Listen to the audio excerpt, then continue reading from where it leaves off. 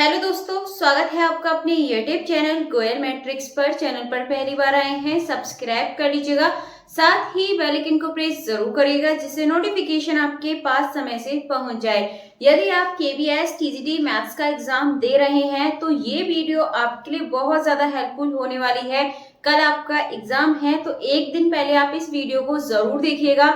इसमें मैं कुछ आपको इम्पोर्टेंट बातें बताने वाली हूँ। लास्ट टाइम पर आप किस तरीके से रिवीजन कर सकते हैं, किस तरीके की नोटबुक आपको देखने के लिए मिलने वाली है और किस तरीके से आपको यहाँ पर लिखना होगा, इन सब के बारे में बात करने वाले हैं। वीडियो को अंत तक जरूर देखिएगा। अच्छी लगे तो प्लीज ज्यादा से ज्यादा लाइक कमेंट शेयर भी कर दीजिएगा। तो देखिए, जैसा कि आपको पता है कि आपके जो क्वेश्चंस हैं यहाँ पर 60 आपसे एमसीक्यूज पूछे जा रहे हैं।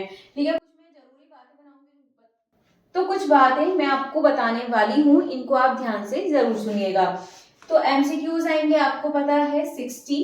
ठीक है, 60 मार्क्स की 60 एमसीक्यूज आ रहे हैं।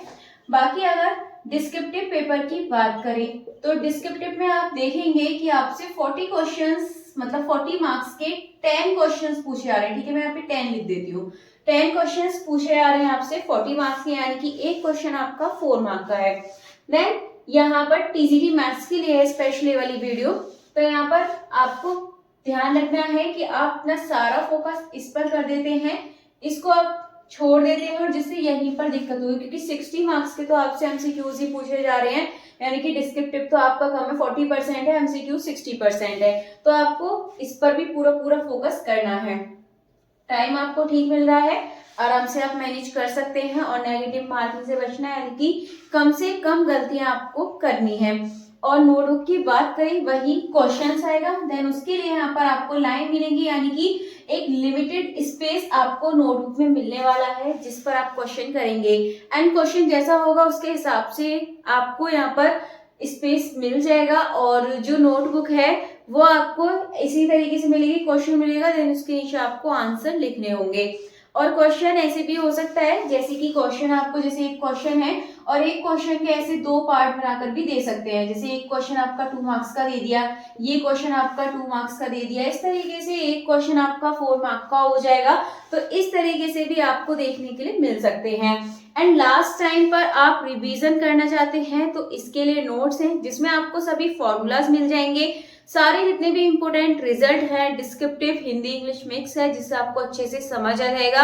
तो इसके लिए आप डिस्क्रिप्शन बॉक्स को चेक करिएगा, लिंक मिलेगी। एंड कुछ टॉपिक ऐसे हैं जो ईएमआरएस के इसमें शामिल हैं तो उनको आप यहाँ पर इग्नोर करिएगा। देन जो आपके हैं, आपके ऑफिशियल सिलेबस के अकॉर्डिंग टॉपिक हैं, उन्हें आप अच्छे से रिवीजन कर लीजिएगा, वो आपके लिए बहुत ज्यादा जरूरी है। तो फिलहाल क्वेश्चन इस तरीके से आपसे पूछे जाने वाले हैं, इन बातों का आपको ध्यान रखना है। जितने भी इंपॉर्टेंट आइडेंटिटीज होती हैं उन्हें आपको पढ़ना है, और जो ऑफिशियल सिलेबस है उसी के अकॉर्डिंग क्वेश्चंस पूछे जा रहे हैं। तो अपना जो ऑफिशियल सिलेबस है जिसमें दे रखा है कि आपको क्या क्या करना है, किस तरीके से करना है, कौन कौन से इंपोर्टेंट टॉपिक हैं, सारी चीजें उसमें लिखी हुई हैं। तो आप उसी के अकॉर्डिंग पढ़िएगा, एनसीईआरटी से पढ़िएगा, तो आपको वहां पर क्वेश्चंस देखने के लिए मिल जाएंगे। लेकिन अब पढ़ने का टाइम नहीं, अब है सिर्फ रिवीजन का टाइम। तो इस लास्ट मिनट में आपका रिवीजन हो सकता है सिर्फ और सिर्फ नोट्स से। मैंने आपको पीडीएफ के बारे में बता दिया है तो उसका आप जरूर देखिएगा।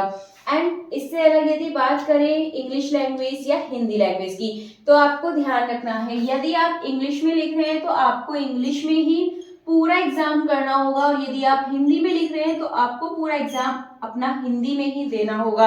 यहाँ मिक्स मत करिएगा। अगर इंग्लिश में लिख रहे हैं तो पूरा आपको इंग्लिश में ही लिखना है, हिंदी में मत लिखिएगा, और हिंदी में लिख रहे हैं तो इंग्लिश में मत लिखिएगा।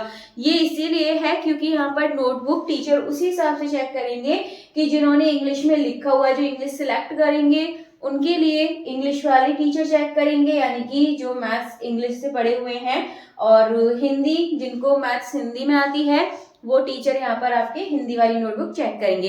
देन यहाँ पर ऐसी कोई प्रॉब्लम नहीं होगी कि यहाँ पर सबसे पहले मौका इंग्लिश को दिया जाएगा, दोनों ही बराबर हैं। आपको जो भी सुटेबल हो आप अपने हिसाब से लिखिएगा, लेकिन एक ही लैंग्वेज आपको यूज करनी है, इस बात का आपको ध्यान रखना है।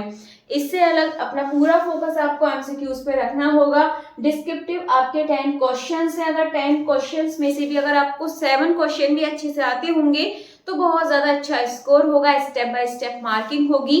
तो आप इसी हिसाब से करिएगा ज़रूर, और आपको कोई भी क्वेश्चन स्किप नहीं करना है। अगर आपको कोई क्वेश्चन नहीं आता है तो आप उसको ज़रूर करिएगा, उसको आपको छोड़ना नहीं है, क्योंकि यहाँ पर जो आपको मार्क्स मिलेंगे वो स्टेप बाय स्टेप आपको मार्क्स मिलने वाले हैं। बाकी एमसीक्यूज में आपको नेगेटिव मार्किंग से बचना होगा, यानी कि गलतियां आपको नहीं करनी है। अगर आपको क्वेश्चन अच्छे से आता है तभी आपको क्वेश्चन करना है, और अगर आपको किसी भी ऑप्शन में डाउट लगता है तो उस डाउट को यहाँ पर छोड़ना है। यानी कि अगर आपको 2 ऑप्शन पर डाउट है तब आप यहाँ पर तुक्का लगा सकते हैं, अदरवाइज अगर आपको बिल्कुल आंसर नहीं पता है तो यहाँ पर तुक्का मत लगाइएगा, क्योंकि नेगेटिव मार्किंग ही आपके मार्क्स को कम कर देगी।